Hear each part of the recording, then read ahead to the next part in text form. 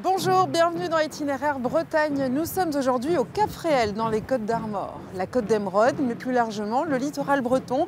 Ces côtes escarpées, ces plages ont souvent servi de décor naturel au cinéma. Mais il y a ici un lieu qui a accueilli de très nombreux tournages, c'est le château de Goyon, plus connu sous le nom de Fort-la-Latte. Bonjour, bienvenue au Fort-la-Latte, château de la Roche-Goyon. Le château de la Roche-Goyon est construit sur le cap rocheux de la Latte au XIVe siècle par le seigneur de Matignon, Étienne III Goyon.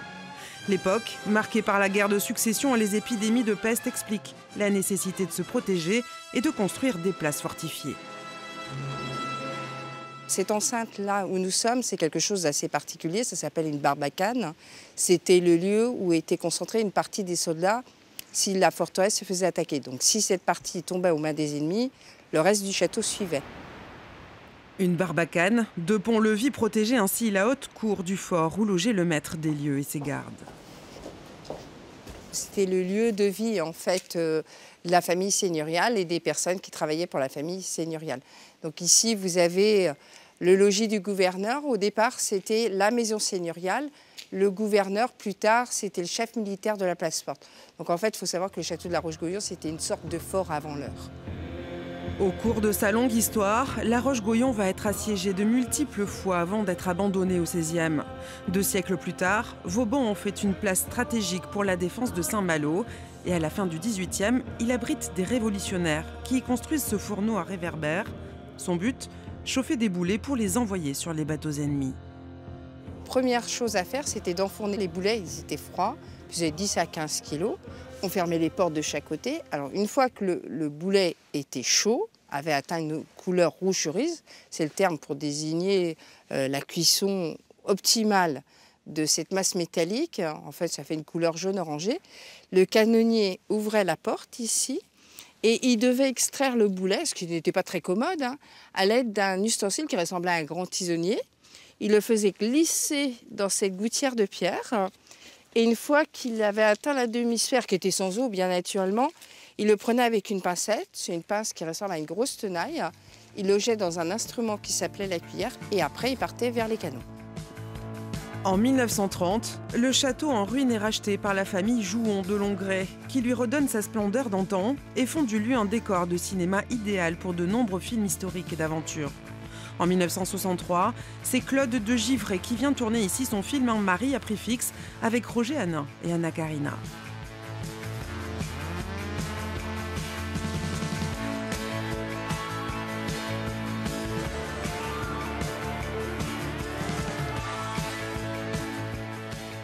Bonjour Guénolé. Bonjour. Alors nous sommes ici dans le donjon du château. C'est le premier endroit qui a été habité en fait, c'est ça? Oui, c'est la première construction du château, la première demeure du seigneur. Guénolé, le château a accueilli de très nombreux tournages. Quel est le plus ancien film qui a été tourné ici? Le film Les Vikings en 58, film de Richard Fleischer avec Tony Curtis, Kirk Douglas, l'histoire de 2 frères ennemis vikings qui se battent pour prendre le cœur de la princesse anglaise Morgane.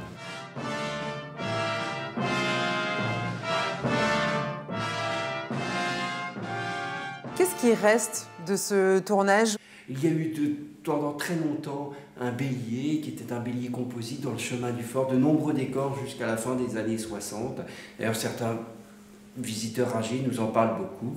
Et dans la mémoire collective du village, beaucoup de gens ont fait de la figuration qui était un événement extraordinaire après-guerre, qui rapportait beaucoup pour l'époque. Il paraît qu'en une semaine, on pouvait s'acheter un scooter.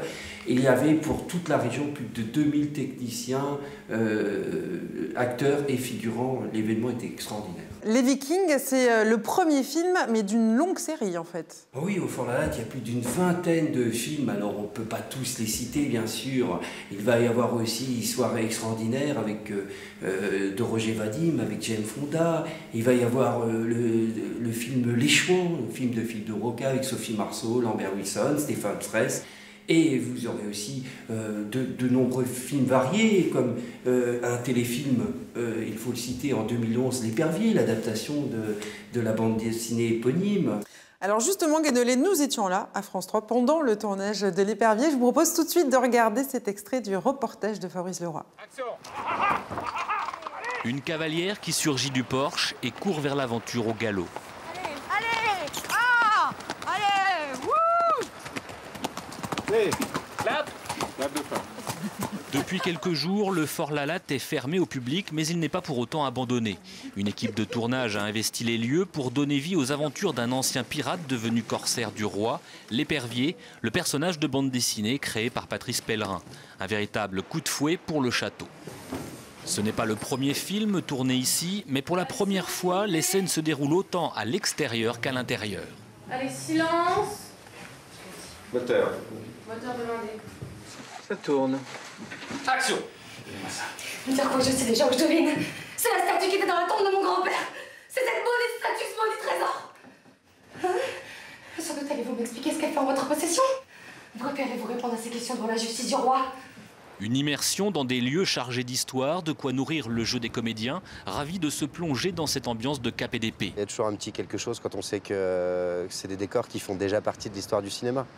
On a l'impression d'en faire un petit peu plus partie.